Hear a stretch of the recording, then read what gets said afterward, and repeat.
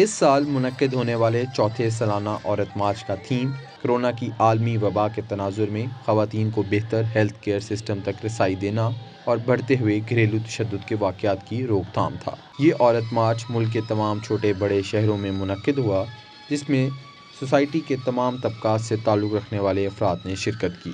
لاہور میں ہونے والا مارچ پریس کلب سے ایجرٹن روڈ تک نکالا گیا۔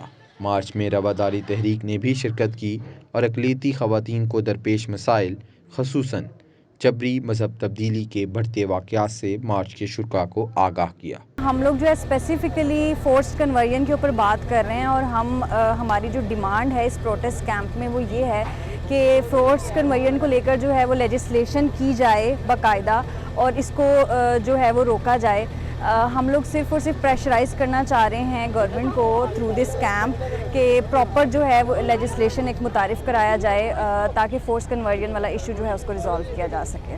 مارچ کے شرکاء نے اپنے مطالبات کے حق میں بینرز اور پلے کارڈز اٹھا رکھے تھے۔ شرکاء کا کہنا تھا کہ ہر سال مارچ میں لوگوں کی شرکت بڑھتی جا رہی ہے، جو کہ ایک حوصلہ افزا بات ہے۔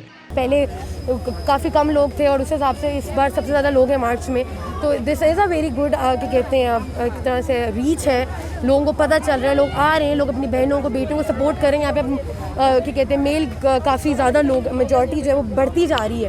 They're here to support their mothers, they're here to support their sisters, their fellows, ہمارے ساتھ ہماری یونیورسٹی کی لڑکے ہیں دیر ہیئر۔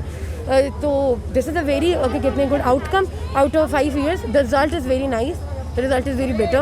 مارچ میں سیاسی جماعتوں سے تعلق رکھنے والے افراد نے بھی شرکت کی۔ پاکستان مسلم لیگ نون کے رہنما ملک احمد خان کے مطابق عورت مارچ خواتین کے استحصال کے خلاف ایک توانا آواز ہے۔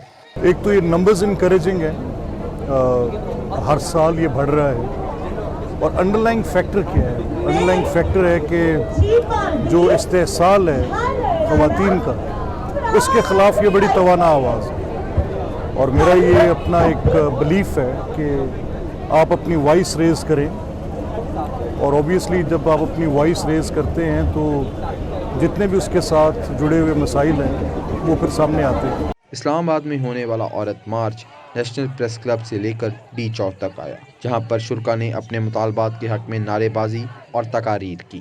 سماجی اور سیاسی رہنما عصمت شاہ جہاں نے مطالبہ کیا کہ جاگیرداری نظام کو ختم کر کے مساوات پر مبنی نظام قائم کیا جائے۔ کوئٹہ میں ہونے والے عورت مارچ میں خواتین کی تعلیم اور صحت کے مسائل کو اجاگر کیا گیا۔ مارچ کے شرکاء نے خواتین کو ترقی کے یکساں مواقع فراہم کرنے کے لیے اقدامات کرنے کا مطالبہ کیا۔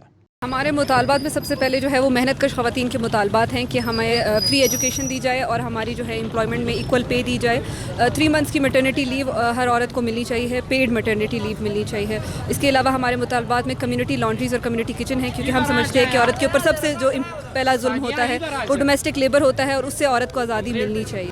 سندھ کے دوسرے بڑے شہر حیدرآباد میں عورت مارچ کے حوالے سے نکالی گئی ریلی میں ہوم بیسڈ مزدور خواتین کی کثیر تعداد نے شرکت کی۔ اس مارچ میں محنت کش عورتوں کو درپیش مسائل کے حوالے سے تقاریر کی گئی۔ مارچ میں شریک انسانی حقوق کی سرگرم کارکن عرفانہ ملہ کا کہنا تھا، عورتیں تو جینے کا حق مانگ رہی ہیں۔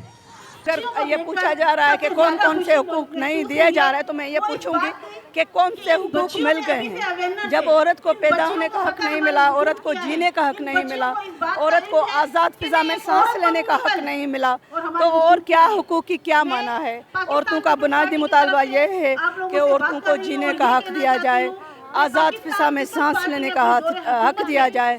کراچی میں فیئر ہال پر عورت مارچ کا انعقاد ہوا، جس میں بڑی تعداد میں مختلف مکتبہ فکر کے لوگوں نے شرکت کی۔ کراچی میں مارچ کے شرکاء کا کہنا تھا کہ معاشرے میں خواتین کے حقوق کی جنگ لڑنے کے لیے عورت مارچ کا ایک اہم کردار ہے۔ آج جمع ہونے کا یہ وجوہات یہ ہیں کہ عورتوں کے ساتھ اور خواجہ سرا اور نان بائنری لوگوں کے ساتھ جو اپریشن ہوتا ہے، اس کے لیے اٹس ویری نیسیسری کہ ہم کوئی اسٹیپ لیں۔ اس چیز سے بالکل سہمت ہوں۔ لوگ میرا بہت مذاق اڑایا گیا ہے کہ بھائی یہاں آپ کیوں آ رہے ہیں، یہ فضول چیز ہے، your attention seeking, but I completely disagree. میں ایک عورت ہوں اور ہمیں آزاد ہونے کا حق ہے۔ پاکستان کی تقریباً نصف آبادی خواتین پر مشتمل ہے، اور ان کو معاشرے میں برابری کے حقوق اور وسائل دیے بغیر پائیدار ترقی کا خواب کسی صورت ممکن نہیں۔ معاشرے اور ریاست کو خواتین کو درپیش مسائل سے آنکھیں چرانے کی بجائے ان کے حل کے لیے عملی اقدامات کرنے چاہیے۔ کراچی سے شیر اعظم، کوئٹہ سے عاصم احمد، حیدرآباد سے محمد حماد، اسلام آباد سے انس ملک اور لاہور سے ساتھی رپورٹر اسرا حق کے ساتھ voicepk.net کے لیے احمد سعید۔